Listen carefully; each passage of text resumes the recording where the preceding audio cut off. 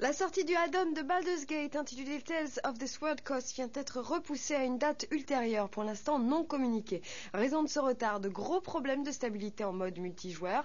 Black Isle explique que c'est un bug relativement rare et très capricieux, puisque soit il peut carrément ne pas se manifester pendant le jeu, soit carrément vous empêcher à jouer à plusieurs. Alors aux dernières nouvelles, le bug serait corrigé et le add-on serait parti en dupli, mais la date officielle de sortie n'a pour l'instant toujours pas été communiquée. Affaire donc à suivre.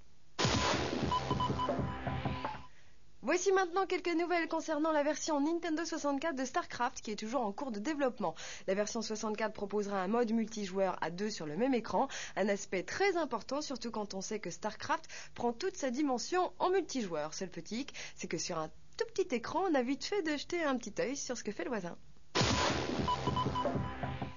Eidos Interactive aurait, selon certaines rumeurs, signé un accord avec un nouveau studio de développement nommé Free Radical Design et basé à Nottingham. Free Radical Design est composé de développeurs qui ont notamment participé à la création de l'excellent GoldenEye sur Nintendo 64.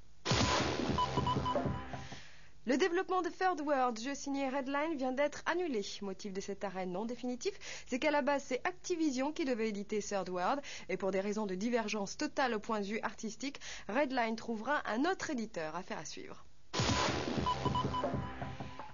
Après avoir envahi les PC et les Nintendo 64, le délirant South Park s'apprête à squatter la PlayStation. South Park PlayStation vous donnera la possibilité d'incarner l'un des 20 personnages tordus de la série.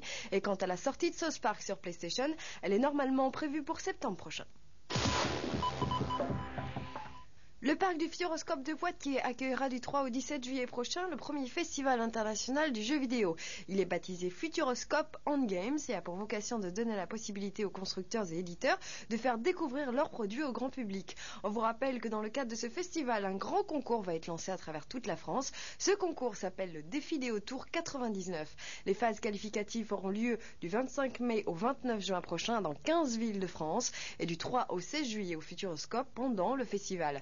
La finale et remise des prix se feront le 17 juillet pour la clôture du festival. Alors si vous voulez participer, sachez que vous devrez choisir parmi les 4 jeux suivants: Gran Turismo sur PlayStation, 1080 degrés snowboarding sur Nintendo 64, Sega Rally 2 sur Sega Dreamcast en avant-première bien sûr, et puis enfin Combat Fly Simulator sur PC. Et puis notez bien maintenant, voici les 15 villes que va parcourir ce Défidéo Tour 99, à savoir Lille le 25 et 26 mai prochain, Paris le 27 et 28 mai, le 29 et le 30 mai ce sera Caen, le 1er et le 2 juin il sera à Rennes, le 3 et le 4 juin ce sera à Nantes, Angers ce sera le 5 et 6 juin, Saumur le 8 et 9 juin, Blois le 12 et 13 juin, Orléans le 15 et le 16 juin, Bourges le 17 et 18 juin, le 19 et le 20 ce sera à Châteauroux, le 22 et 23 juin à Angoulême, le 24 et 25 juin à Bordeaux, le 26 et 27 juin à Niort et le 28 et le 29 juin à Poitiers.